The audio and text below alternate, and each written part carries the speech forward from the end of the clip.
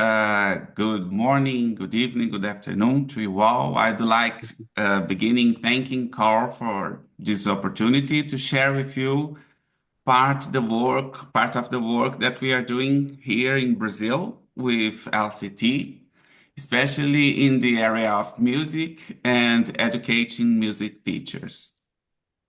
I'm very sure that it will be an excellent opportunity to exchange some ideas and address some of the questions that always arise when we meet empirical data and we try to work with LCT and to explain to others what is passing inside our minds.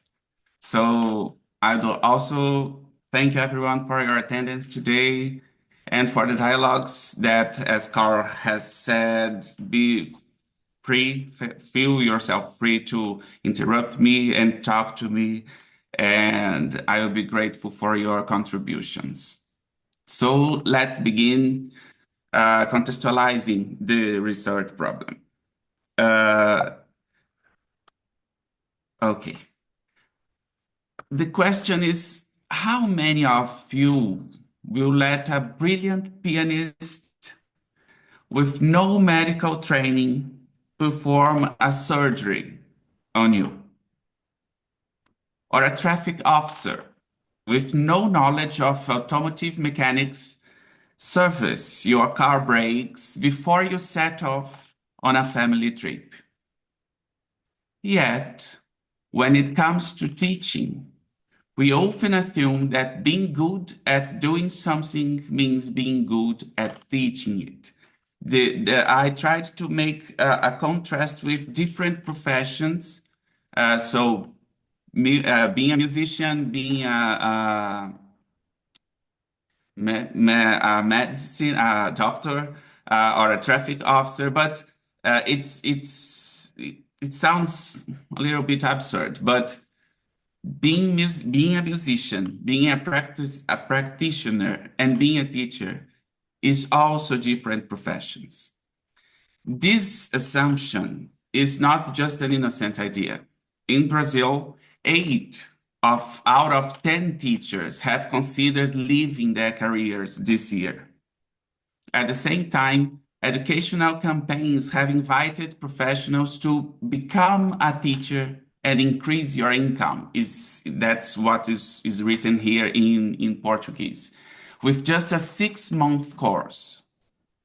These initiatives legitimize the devaluation of teaching, treating it as a side job rather than a profession grounded in solid, specialized knowledge.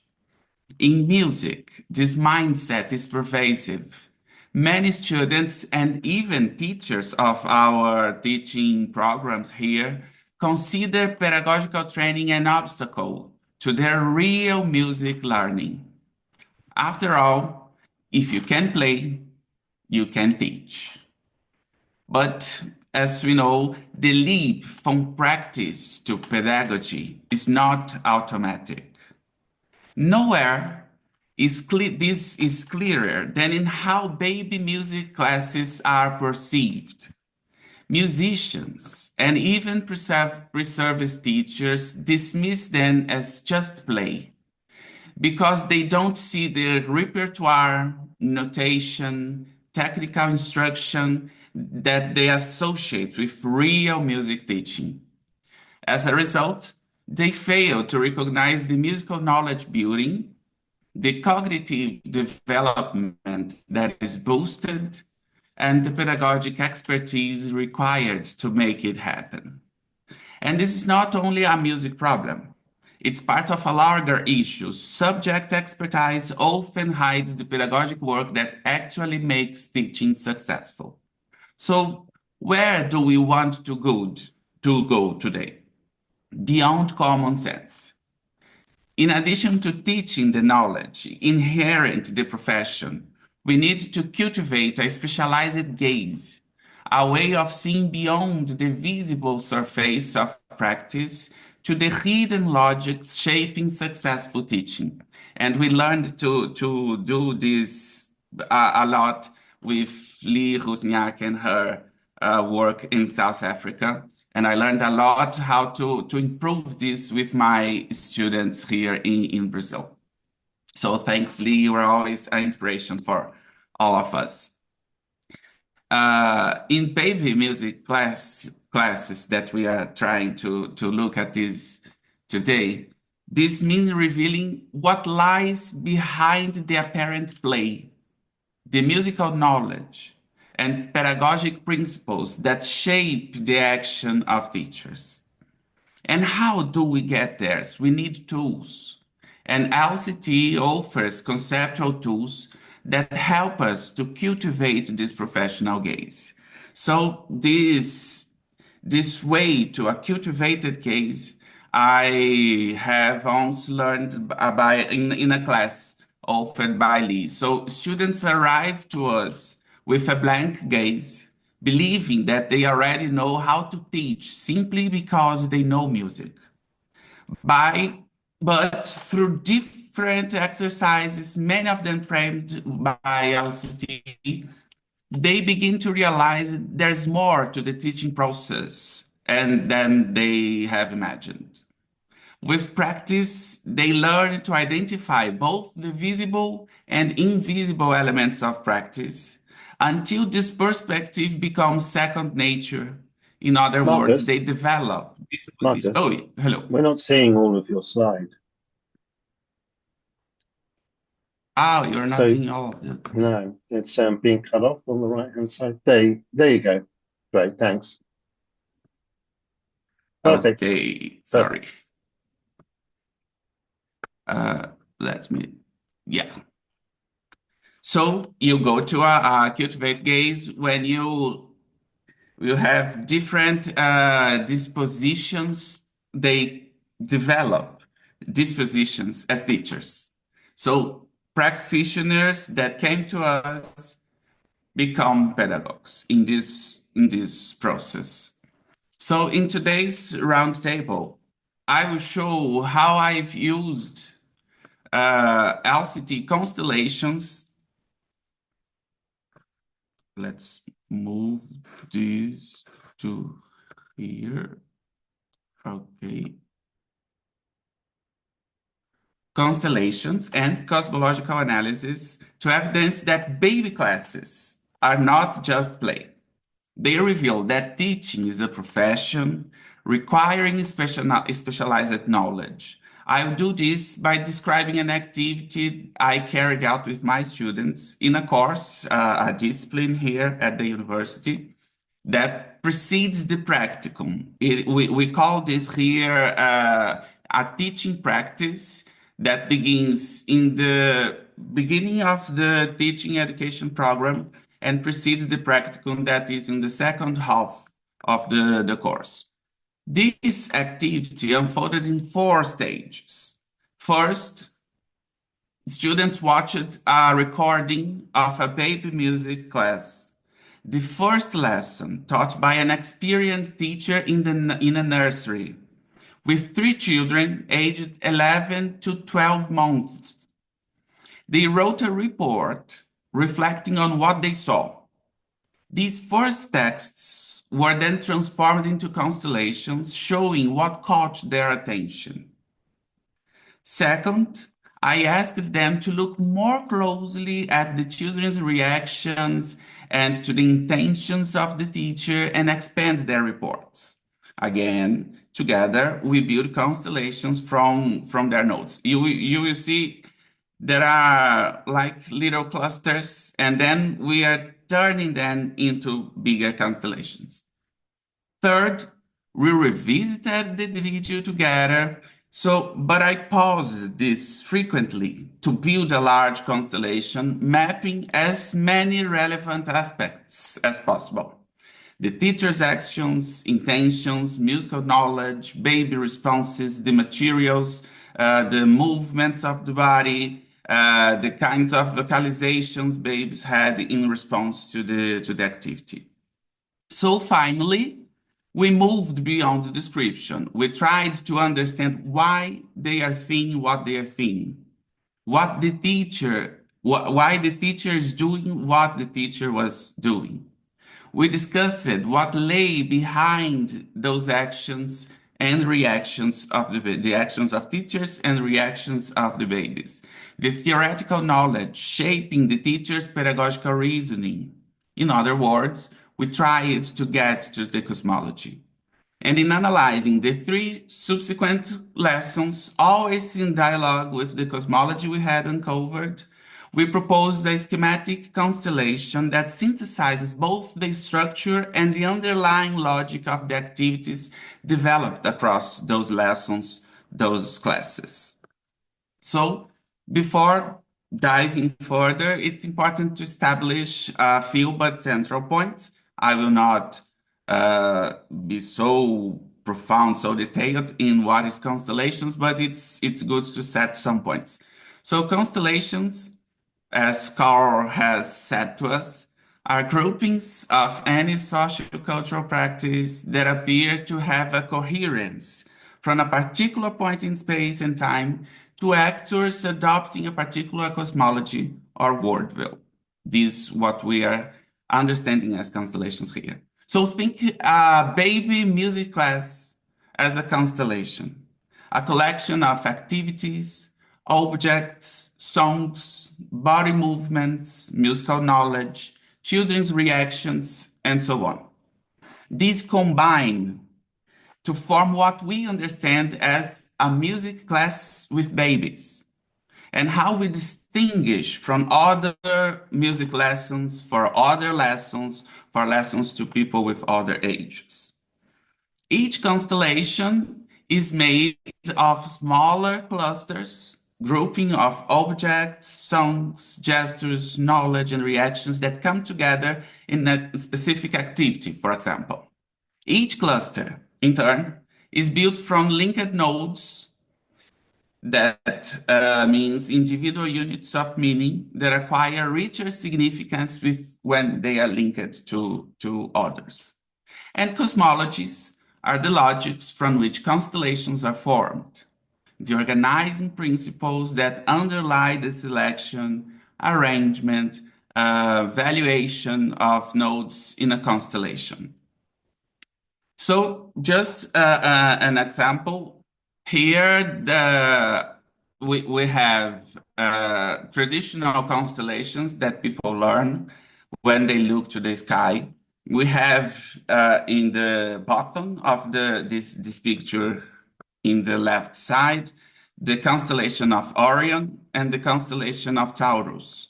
But this is informed by an Western point of view.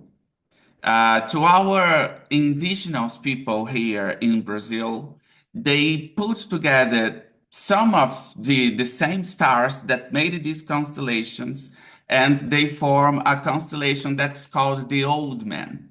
So we have here an old man with a letter in his mouth. So it's more close to what they believe, to what they see in the quotidian. It's very different for a warrior, a centurion like Orion and a Taurus. So what you see, what you put together, what you understand, how you arrange things in the sky,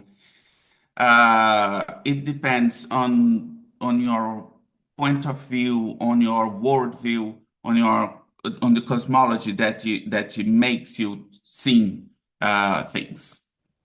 Here, cosmology will be unveiled in dialogue with some pedagogical theories that inform and contribute to shaping practice, especially practice with babies.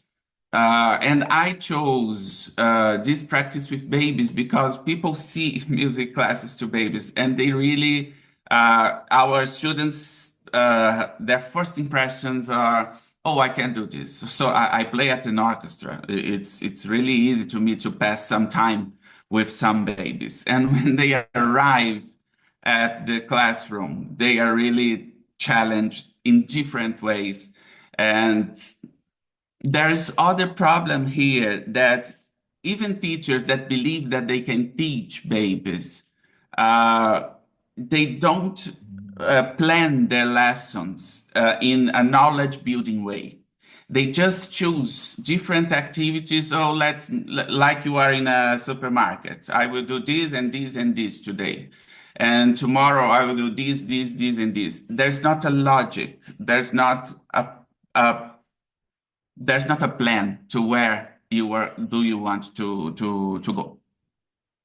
And here, the concept of schematic constellations is also essential for us because it's what we will do at the end of the activity. Synchronous representations of key nodes and how they are logically related. So, as Carl says to us, a snapshot of the path outlined by practice. They allow us to map paths that teachers do in their proposals, as well as how children respond to them. So, how does this problem appear in practice? Let me take you to the classroom. Imagine sitting at the back of a baby music class. I don't know if you ever watched a baby music class. Notebooks in hand, the teacher sings, instruments and objects appear, babies move, cry. You write it all down, but the question is, what do you really see? So, in the first stage of the activity, the students' reports all look at very similar. I put here one example. So, in the first class, the teacher carried out 4 different activities, each based on a song. Hello, good morning, and that just a peixe. I could not translate to you, but peixe is fish, and is what they repeat in the songs, like if you would talk to about fish, it would be fish. It's to repeat the first syllable, peixe. This is very famous with children. They love this song, and we will try to understand why. And the other song is Mrs. Turtle. In each song, she, the teacher, uses different instruments or sound objects to attract the children's attention. A ukulele, sound balls, castanets, and a blue piece of fabric. One of the children cried a lot, which disturbed the flow of the activities, since the other children paid more attention to him than to what the teacher was proposing. So, when it's mostly a description. There is a few tentatives to understand, to link some gestures and some reactions.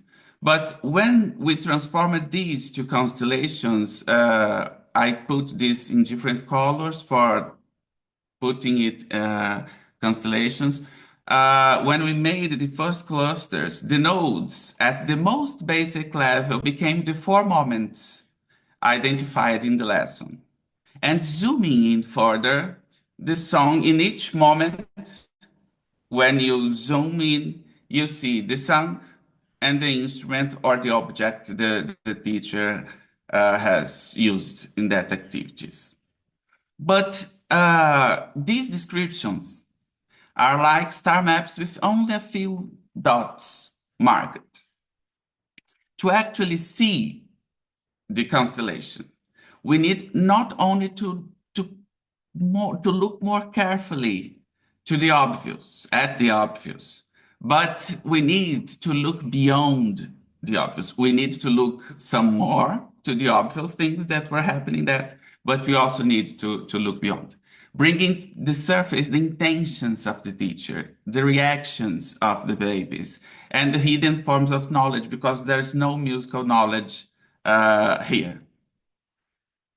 So I asked the students to pay closer attention. We passed the video again. So they were invited to pay this closer attention to the teacher's intentions, the children's reactions, and try to figure out the musical knowledge being worked, because yes, we have musical knowledge there. Then they identified moments when the children were observing the teacher singing and playing. Other moments, the children explored the instruments she had distributed. In terms of musical knowledge, however, they still reduced it to the rhythmic patterns reinforced in the different songs and the variation of tempo in the last song. So we have here a more detailed uh, uh, little constellations or some clusters that had more details of the reactions. I will pass this a little bit faster. Here in yellow, they showed out the rhythmic patterns, the moments when children stopped and watched. Uh, the the the path that had occurred in the activity, and this song where there is a slow part of the song and then a fast part of the song. So we are going further, and for the future teacher, what they had seen here was complete. For us, I was trying to show them it was only the beginning, because the challenge is not to see more, as I said, but to see differently. That is what building constellations allow us to do. So I then slowed down the process and we rewatched the video of the lesson, this time pausing frequently to comment what was happening and to build a new constellation that could capture the details, so that we could then ask why things are happening in the way they were. So I will share with you just the first part of the more detailed report that we built together, showing you the constellation we have built together. So the report started in this way. In the first class, there were three children: Bernardo, Leticia, and Mauricio, the names of the children, all 12 months old. Also present were the teachers, Sylvia and Poliana, and a trainee from the early childhood education program, Margarita. One child was crying intensely, creating a tense atmosphere in the room. So here now we know how many children, how old were there, how many teachers were there. So the teacher began by singing and playing the ukulele using the song Hello, Good Morning. It's a song here in Brazil that welcome the children. You say in English would be Hello, good morning. Hello, Mandy. Good morning, Mandy. I'm glad you are here. Let's sing together. It's something like this. I think we just The found song. Marcus, I think we just found the new introduction to the LCT round tables then. Okay. The song greets each child by name, Could I just ask? building a connection. Marcus, And Marcus, oh, sorry. Paul wants to ask something. Sorry, could I just ask? So were there no parents there? Okay. No, because this is a public nursery. So the parents let the children there. That's why we have three teachers in the room, okay? And the music teacher was there, but the parents were not there. When we have baby music classes, not at public schools, but in music schools, parents are with the children in there. But here, as a public school, parents just leave children there, go to work, and then they catch them at the end of the period. Right, thanks. So I've Okay. got in my head ones that I went to, which were preschool, Yeah. taking So babies, and then this is really important because when you have parents inside the classroom, the teacher often talks to the parents, and the parents will do the gestures, will sing the songs to their children in front of them. But here, as there's no parents, so we try to get the attention of the children, and we have some help of the not music teachers that helps us in the classroom. okay, thanks. Thank you. So this song, as I said, greets its child by name, building a connection with them and drawing their attention. When they hear their names being sang, they stop and, oh, there's something happening. So the ukulele and teacher's voice provided, I don't know how to pronounce this in English, but it's timbre, I think. Timbre in music are different sound colors that identified the source producing them. So here we are having more detailed notes to think about the activity. Now the reactions of children. The children watched the music teacher carefully, somewhat surprised by her presence in the nursery because it was her first day at this class. One child, more at ease, soon shifted focus to other toys in the room. They were more interesting. The teacher then placed the ukulele on the floor for exploration, demonstrating how it was possible to produce sounds on that instrument, doing this on the strings. But the children were distracted by Mauricio's crying, showed little interest. She put away the ukulele. She knew that they were not paying attention, they would not pay attention enough, and moved to a jar of sound balls, shaking it gently to them. Immediately, all eyes turned to her, even the one which was crying. And one of them, Leticia, crawled towards the jar, but hesitated to take a ball. When the teachers, all of teachers in the room, shook the balls, the children observed them attentively. Mauricio's first instinct was to put one on his mouth. So I will not read all the report here, but by doing this, we build a large map of what was happening in the class. So the songs, we tried to understand the knowledge, the reactions, trying to figure out some intentions of the teachers. So you can see that it's more detailed. We could map more nodes, put them together, and try to figure out what was really happening. So this was the full. It's somehow a constellation that mapped all the paths of that class.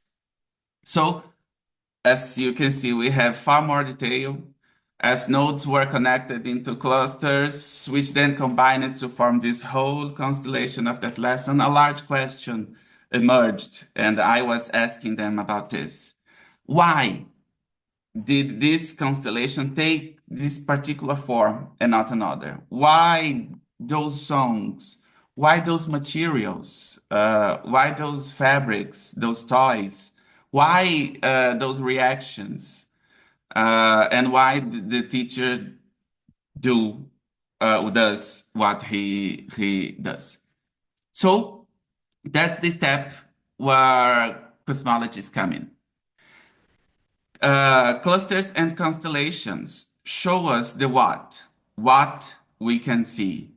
and cosmologists help us understand the why they are putting this together, why they take this form.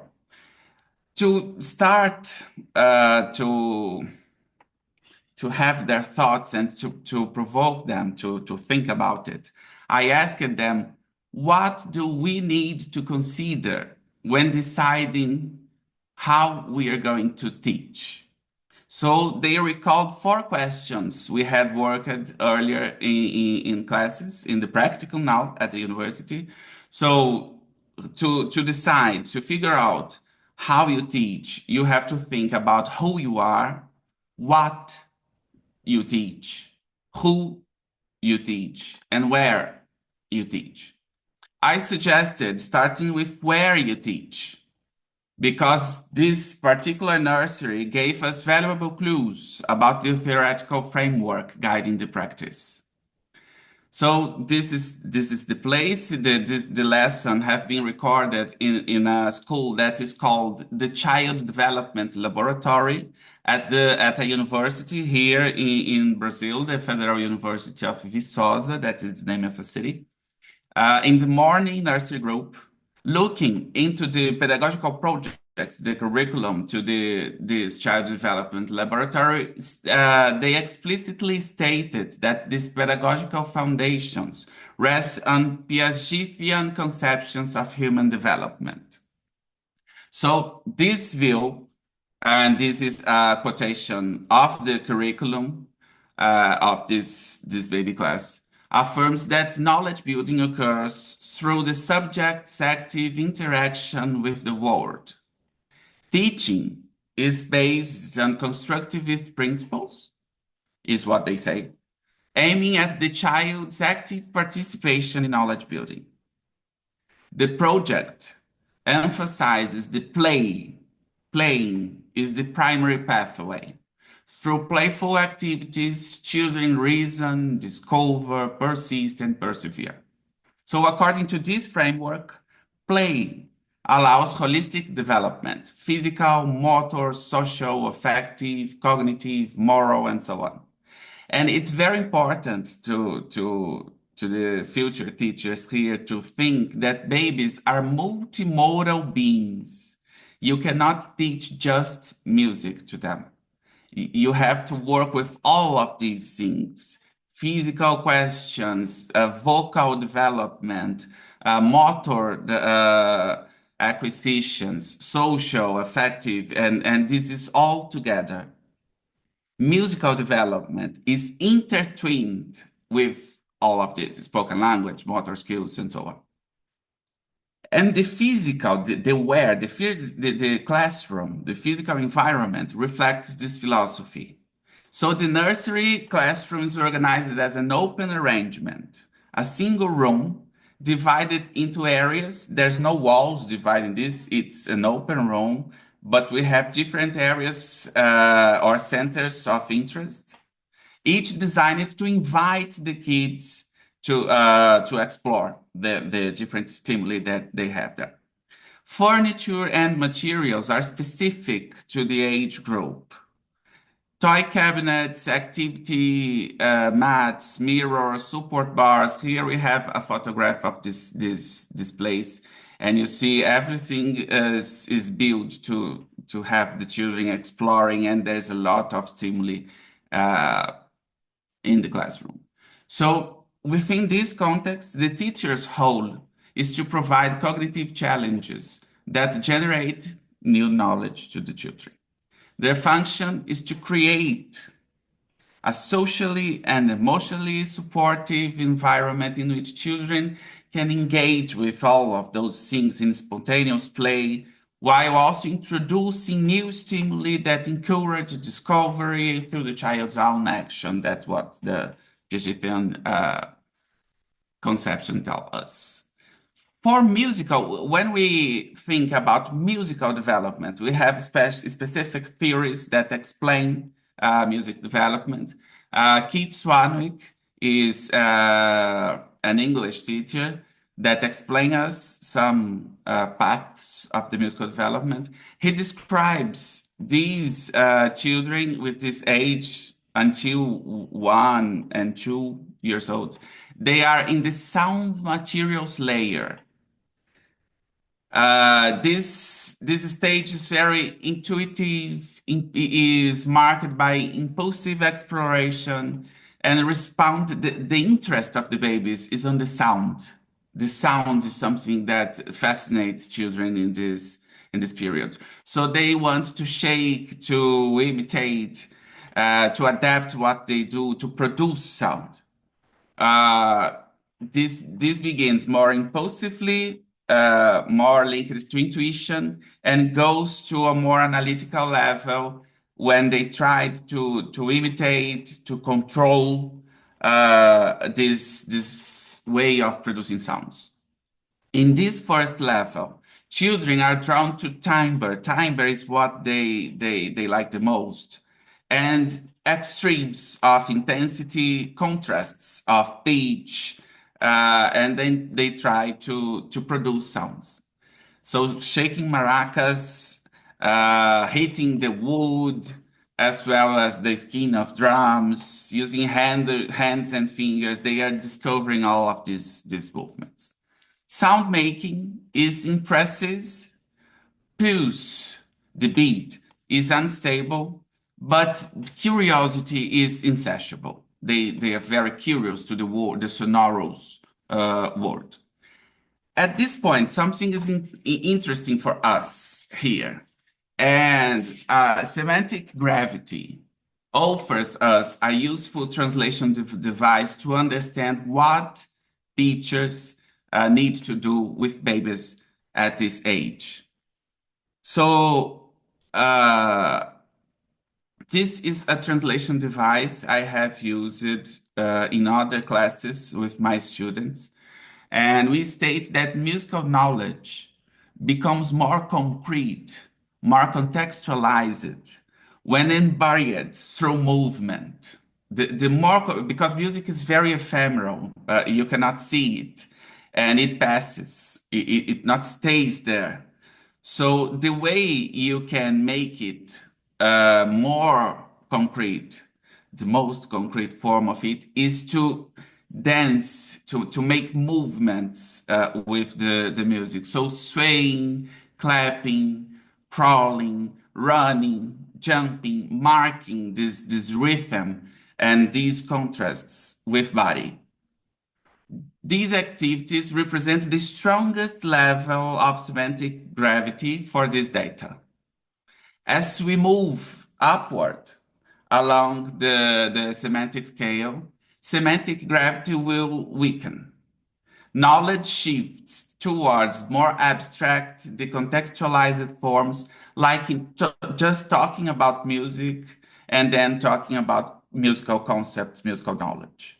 So in the first level here, as you can see, we have direct experience with music as stronger semantic gravity, and speaking about music without music being there, weaker semantic gravity. And then we refined them to differ this. Music experiences using the body, music experiences just listening, not making the movements of the music concrete by body movements.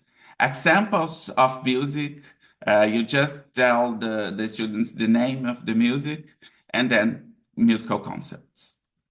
So if we have this translation device and following the theoretical foundation, the pedagogic principles that the curriculum of that class tell us, the teacher proposals focus on direct experiences with music, alternating between music appreciation without bodily movement, when babies simply observed, and music experiences through bodily movement when children try to imitate the teacher, exploring sound materials, including their own voices. So, baby music classes traces a low flat line in terms of semantic gravity, and it's important to stress here that maintaining a low flat line is not a weakness here. as it might be in other ages, in other classes. For example, if all the classes maintain a low flat line. On the contrary, this is a necessity here because of the baby's stage of cognitive development. This profile will gradually shift as babies grow and develop. But at this time, we need to have direct experiences with music and we need body moving with music to make things concrete. Paul, your Yeah. microphone is muted. Yeah. Sorry, what you described sounded like actually it was a shallow wave between the two SG pluses rather than a complete flat line. So Yes, I it's not a complete flat line. You have in the semantic scale, you are not making great semantic waves going to concepts and back to practice and going to yeah, concepts. You will stay at a strong level of semantic gravity. If you stay in the first level of the translation device, you will have a low flat line because we will just have direct experiences with music. If you go further, in the second level, you will have semantic waves when babies just listen and then move and listen and move. It depends on the zooming process that you do to the practice and to the translation device. So if you stay in the first level, you will stay in a low flat line. You will But see an that's an interesting undulation point, if though, you go isn't it? That, like, I mean, I don't know if this may end up ever becoming something to study, but it'd be very interesting because we've not done enough work in the fields I work in on looking at very, very young children. But it would be very interesting to see if there are these sort of incipient little waves, as Paul was talking about, yeah, that are the Yeah, sort of the ripples that can then become waves further along, bigger and bigger waves further along the line. I mean, yeah, it's just interesting to see if ripples will turn into waves later. So seeing ripples now, like we can zoom in and they would become waves. Um, if we just zoom in. So it'd be interesting if yeah. they are. Do they move between those two bottom ones? Yeah, they do move between the two, the double plus and the plus. I mean they seem to at the beginning because the description was she plays the ukulele, that's listening and it's not bodily moving, and then the balls, presumably she was rattling first, and then at some point after that they get hold of the balls to be able to rattle them themselves. So it does seem like Yeah. that's doing some kind of wave. No, The so that'd the be interesting. first They are like waves, but they're just waves down at the bottom. Yeah. Yeah. Yes, yes. The first reaction of the babies is I will show you I trying just Can I just to make a work. point in it, Marcus, very briefly, Yes, which yes, is please. that just a point, which is a wave is moving between strengths, back and forward, back and forward. Um, so you're pointing to the fact that there's not that any waves do not have a great semantic gravity range, but they still may be waves. So they don't have Yeah, to go all the way up and down to be waves. They can be still waves, even if they're just moving between the two strongest categories. yes.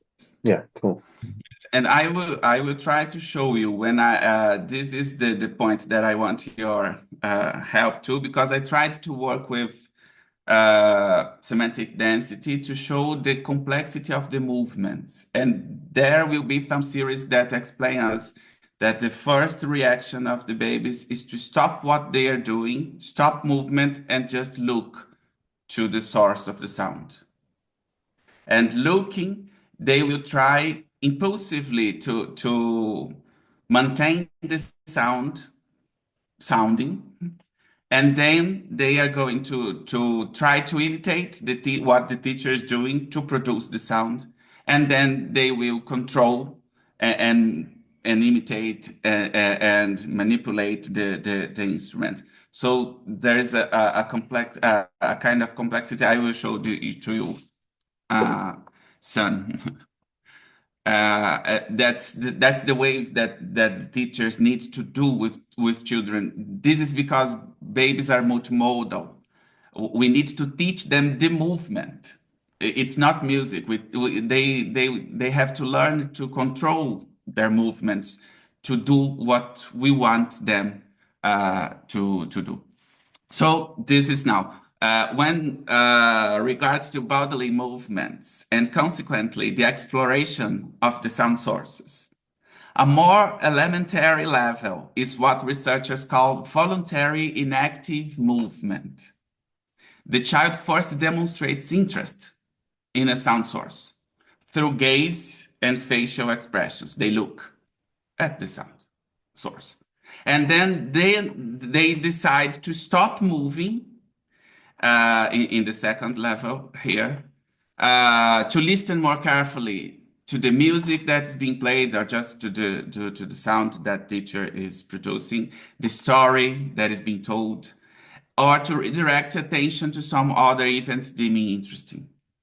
Next, they come to initial movements, and then I Sorry, divided the Marcus. translation divide. Marcus, can you Yeah. explain to me the difference between 1 and 2? Because I can't understand it at the moment. Yeah. In the first level, children still do what they are doing, but they do this. They don't stop. They don't stop what all the movements with the hands, with the feet. They just look and came back to what they're doing. The second, they stop all the movements with the body and pay attention. This is what they called careful paying attention. At first, it's just an interest, and then they come back, and then they stop everything and look. There is a kind of control here because they can stop and pay attention totally to what is happening.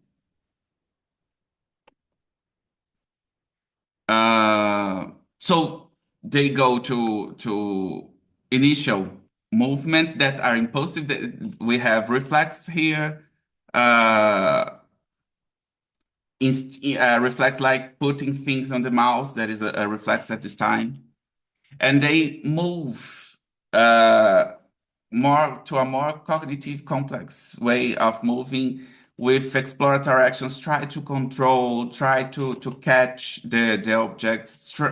They discovered that first impulsively that they can produce sound shaking, for example, and then they go towards the control. They shake in the way that they want. So this is what I'm not really certain about, but I tried to think about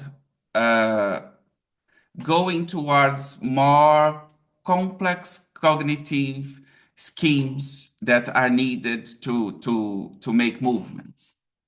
And it's not to put together necessarily to the semantic gravity, because semantic gravity, we were looking at the intentions of the teacher, what the teacher will do. Here, we are trying to grasp complexity of the reactions of the babies. We are looking at another point to have another logic that will help teachers to plan their lessons. Where do we want to go with children? So we have to learn this variation of complexity in their movements, to explore it, to impulse it, to boost those movements. And this is what I'm trying to work out if it really makes sense, because it's important to plan the activities and not to choose what do you want to do with those music. So these levels of complexity in babes' movements as reactions to musical experiences allow us to build this translation device, and across months of lesson, weeks of lessons, in fact, which enabled both the achievement and consolidation of these movements, one can observe through the lessons, through the weeks, an upward curve of cognitive development linked to movement in terms of complexity. They begin just showing interest in the first, and it's very observable in this first lesson. At the first music, the first activity, babies just look at and continue what they are doing. In the second, with a recording, they stopped. Oops, this is something interesting happening here. And then they began to try to grasp the materials, try to shake, and this will continue through the lessons.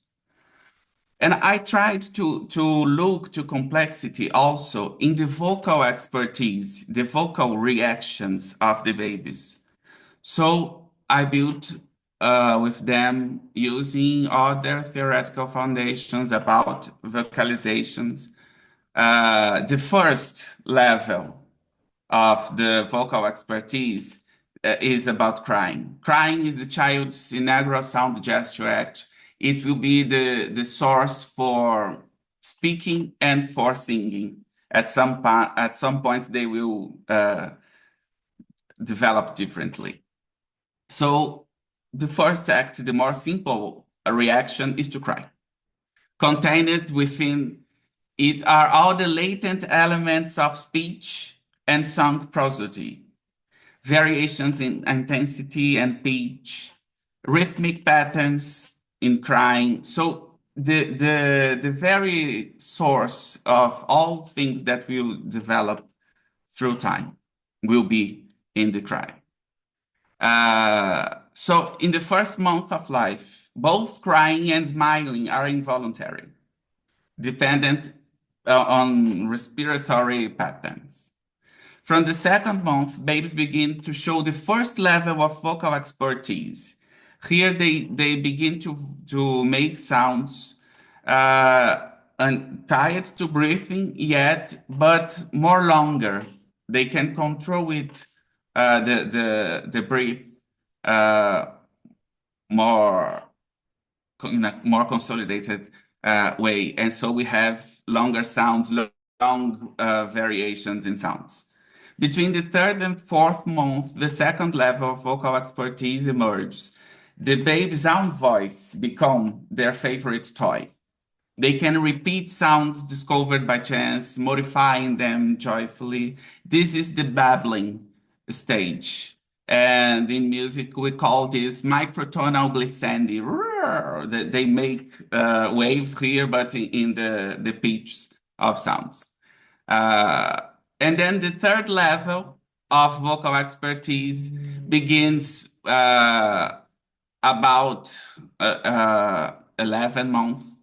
And babes produce what we say canonical babbling, that the first syllables, ma, ma, ma, ma, ma, of mom, da, da, da, da, da, of dad. And in Portuguese, pa, pa, pa, pa, pa, because dad in Portuguese is pai, papai.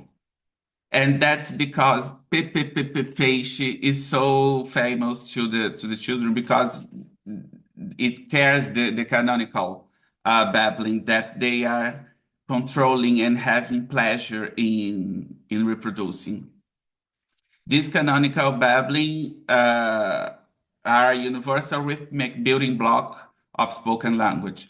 And gradually, these sounds evolve into words.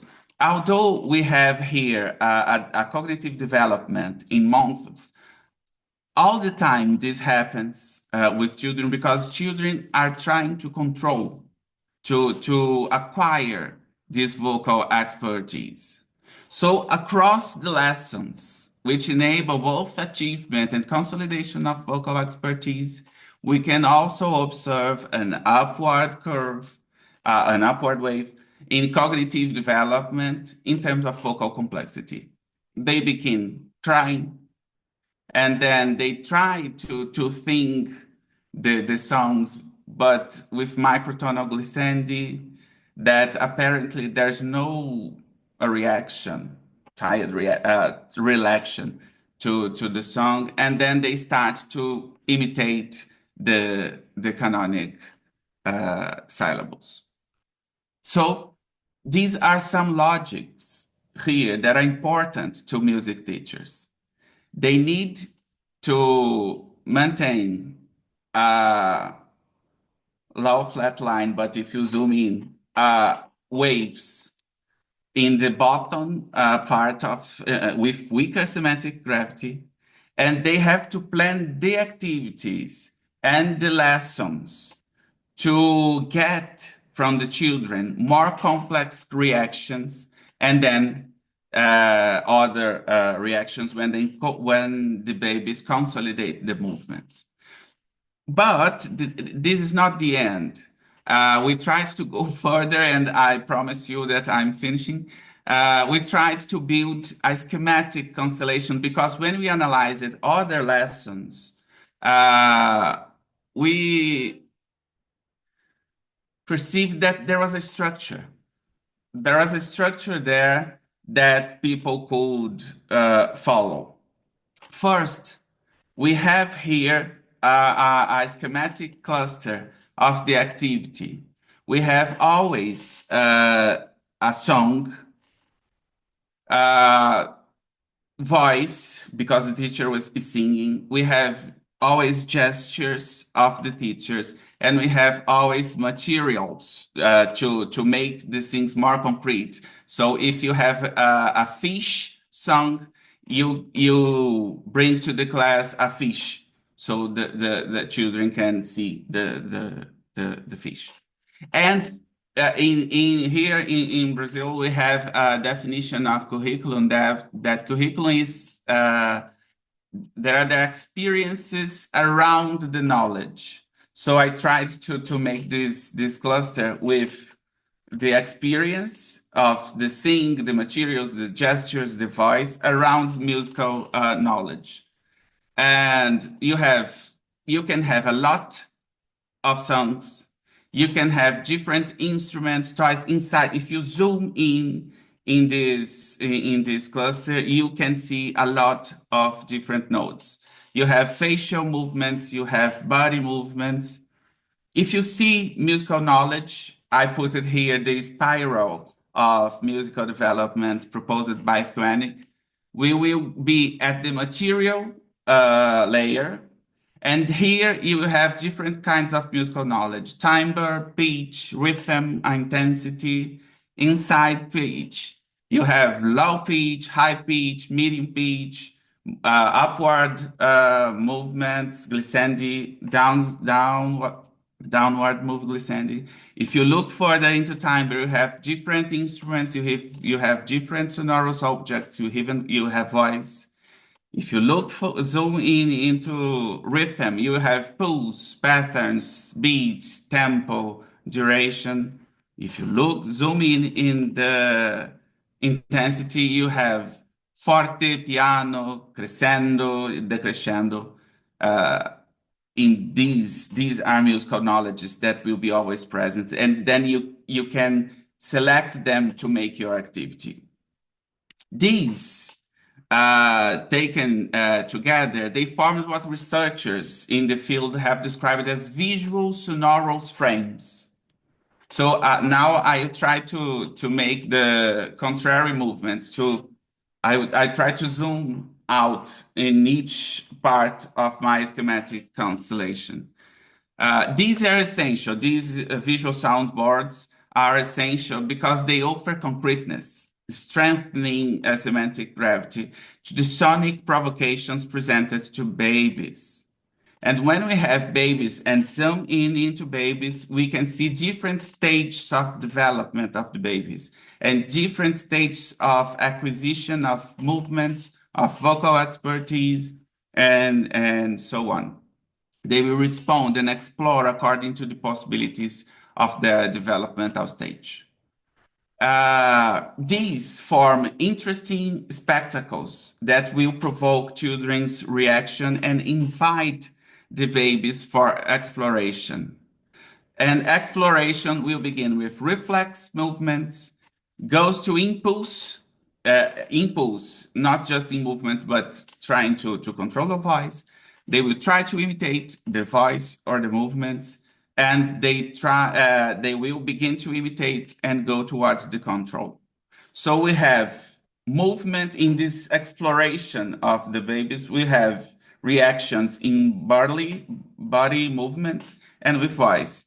In movements, as we saw in the translation device, we have reflex movements, voluntary inactive, impulsive movements, exploratory movements, and voluntary coordinated movies.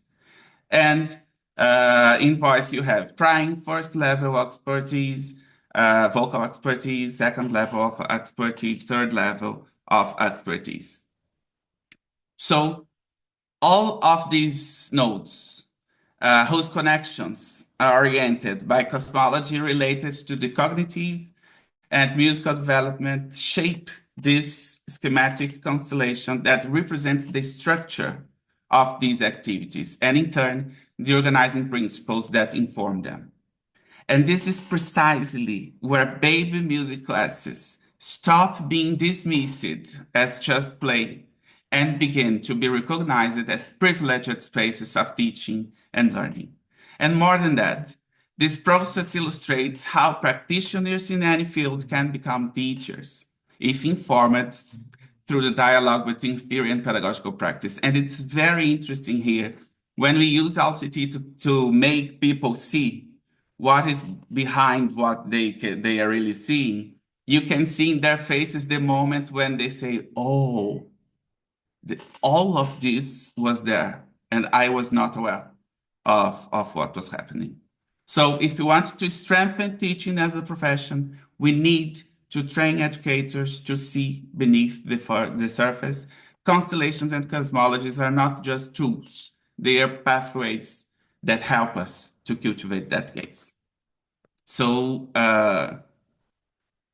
that's it. So I just remember the beginning, and we are trying to cultivate a professional gaze with our students, because teaching is not just play. And like a constellation, its meaning comes from the cosmology, which organizes the invisible connections that hold all these things together. It's only when we learn to see those connections, when we understand the cosmology, that we can truly value teaching for what it is, a profession in its own right. That's it. Thanks, Marcus. There's this sort of Zoom clap that you can never hear. But thanks very much, Marcus. We've sort of gone over time a bit, but does anybody have anything they want to ask? Any questions? Just jump in. Any comments, questions, anything like that? Tell myself that. I can just complete saying that when I was at the undergraduate program, at the teacher education program, a teacher of mine always told us that it was not so important to collect different activities. We have to learn what is behind these activities, the logic behind the activities. And this marked me, because when we understand the logic, we can make new activities. I tried to teach this to my students, but with LCT, I can teach them to see the logic, because I wanted them to understand those logics naturally without some help. And LCT offers us tools to see those logic. And then with this schematic constellation, they can build new activities. They are composing new songs. They are choosing new objects to bring into the songs. They can see musical knowledge. And it's really, really a powerful tool, Carl. It's making the difference to my students here. Well, And that's what it's for, it's Marcus, very, to empower people. I don't think I think that's really great if it's empowering people. I don't think I've seen a study use enacting LCT to look at the classroom practices with babies. before. So, I mean, like that's interesting. I don't think I've seen that before. Mandy, Unmute myself. Hello. Thank you so much, Marcus. Having really started my teaching career teaching babies, it was lovely to think about this stuff again. And I wondered if you have encountered the work of Ellen de Sanyake. She talks about baby talk and motherese and the way adults Yeah. engage with babies. It's really a fascinating study. And I, having tried to figure out how semantic gravity and semantic density works in learning music, it was really nice to see you. I sort of felt for you of how you've had to unpick what's going on at this baby level, but so to get your translation device going. But I liked what the logic of what you were doing, but I felt for you having sort of trying to figure out what is going on here. So thank you. Yeah. Yes, mother is really very interesting. This first at first I tried to speak something about this, but it will be very long to explain to people what mother is and those kind of things. Yes. And we are trying here to be, I ever talk to my children, to my students, that curriculum is we have planned, we have to do this in a paper with only 2 dimensions. Now we are trying to build curriculum with constellations that allow us to have 3-dimensional curriculum because music is not a line that you begin here and go here. You can begin from everywhere. And constellations allow us to make this. That's what we are trying to do now. A 3-dimensional curriculum using constellations and the different connections that is making complexity in musical knowledge. Thank you, Mandy. Thank you. Paul? So I was sort of wondering, to some extent, those graphs showing rises, they happen naturally, don't they? In that a baby Yeah. just from interacting in the world. So I, I was then, I mean, I understand you're focusing on the constellations rather than that anyway, but I was then wondering, going back to what Carl was saying about whether you build ripples into bigger ripples, even with the things like the vocal and the body movements. Is your aim as a teacher doing this to actually make that curve rise faster? Because I vaguely Yeah. understand that there are sort of fixed stages, so maybe you aren't raising them faster, or you're doing something. Is it more that you're trying to make deeper, Yeah. something Music. deeper happen than just you're not changing that curve, but you're doing Yeah. so, so what is the ultimate point of these activities? I mean, because I took my kids to these kinds of things a lot, and at one point you kind of feel like, well, it is just play because what we're doing is playing a lot. And I am really intrigued as to what and how you're then changing that graph, if at all. Yeah. If you analyze in a lesson, you will have different moments, variations of this graphic because it's very interesting when you see all the lessons because when you have the sound balls, they shake. So they are trying to shake. Uh, First it's impulsively, and then they have a beat. It's not the same beat of the music, and then they can control and have the beat of music. That's where we want to go to control and make the same beat of the music. But when you give them other instruments like the castanets, the first thing they try to do is to shake to have the sound. So we have to make these movements also. They have to understand, and this is a much difficult movement than shaking. You have to find more. So music helps children to go faster, to consolidate these different kinds of movements. And we need this to teach music because we need to shake in the beat. You need to control the castanets in the beat. So we need to develop, to control the voice, to control the movements. So this is just a general way of seeing through the classes, but if you use the translation device to analyze each reaction in each classes, it will shows different moments because in music, even if you are a grown up, even if you are a teenager, you will pass to the different stages of musical development. When we have a new score to learn, we go down to the sound materials and try to go upwards into the spiral. So that's really what we want to go faster to this, to consolidate, because this is something very important to music teachers.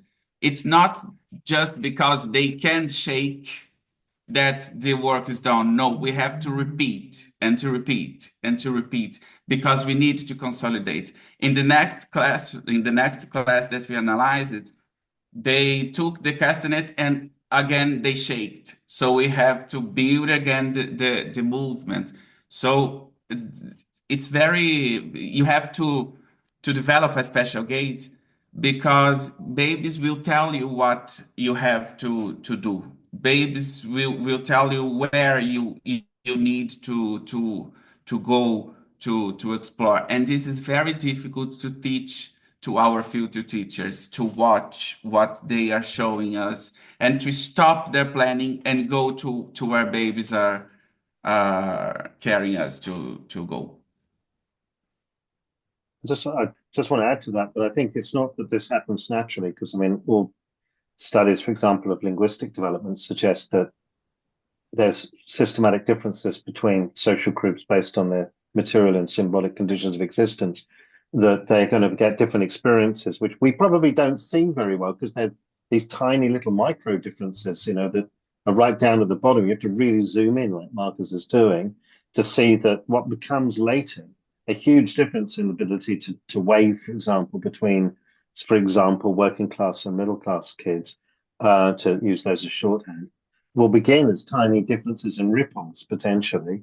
So if we want to teach everybody to be able to do as much as possible, there's no reason I don't see why we shouldn't look earlier. I mean, what was interesting, I suddenly also thought was, do you know that semantic gravity first came to me whilst listening to a talk of how, well, one of the ideas for it came when I was listening to a talk about how carers talk to read with their children. So it was very young kids again, which is where because I just had this image in my head that some kids, because they were finding systematic differences between the way in which carers from different occupational backgrounds read with their children. It wasn't about how much middle class or working class parents read. It was the way they read, and I could see, I had this image of like one group kind of bouncing only a little bit, like on a trampoline or whatever, and then the other group getting to bounce much further up and down, up and down, up and down, you know. And it just, while I was listening to this talk, that's what I could see. And I think you're finding there's a potential that you could eventually find a sort of systematic differences here as well, where, you know, different kids are getting different experiences of being able to move up and down in music, not just in linguistic stuff that's been studied. So, and I think this is like really fascinating, because I think what you're doing here, Marcus, is kind of pointing to a whole bunch of things that we haven't studied in them, like very young children, preschool, body movements, all these things that, you know, are meaning making, but we haven't really gotten into yet. So I think this is like really, really fascinating to look into, because I mean, it's so easy to think that it's just play or dismiss it, you know. And yet I spend so much, I mean, there's a real contradiction in my head, because you could easily to dismiss it as like, oh, they're not really doing anything. But then I spend a large amount of my time and energy trying to do training with my dog that involves a similar thing of trying to get attention and focus and a response. you know. So it's like, I mean, I'm not calling babies dogs. For one thing, dogs are much cuddlier and love you forever. But but you know, it's like there's a lot. I can see what you're talking about in terms of there's something systematic going on here. Sorry, I was going to just say, look, we're running out of time, and then I talked for several minutes. I do apologise for that. Unless anybody's got anything really urgent, I'm going to say thank you to Marcus. Anybody got anything really urgent? No, well then I'm going to say thank you to Marcus. That was really interesting. I think it's like you're going into areas that we haven't looked at as a community enough, and hopefully we can plug into all this like we always do. There's loads and loads of existing work out there that's either not fully, you know, not well theorized or theorized at all, or can be re-theorized or whatever that we can draw on. You know, we can connect always to existing work and provide it with sort of a bit of a boost often by giving it a theoretical framework. So I think there's much to be done here, Marcus, with you and your teachers. And I thoroughly encourage you to do more of this and to write it up. So thanks, Marcus, for that. Thank you also for being here like at 5 a.m. in Brazil, and also for talking to us in English as well, which we all appreciate. Well, I appreciate being horribly monoglot. So I'm always very aware that, you know, LCTs are all around the world, and I appreciate that you made the effort to talk in English. Otherwise, I wouldn't have understood a word, I'm afraid. So thank you very much, and thanks for everyone for being here, and I hope to see you all in 2 weeks' time.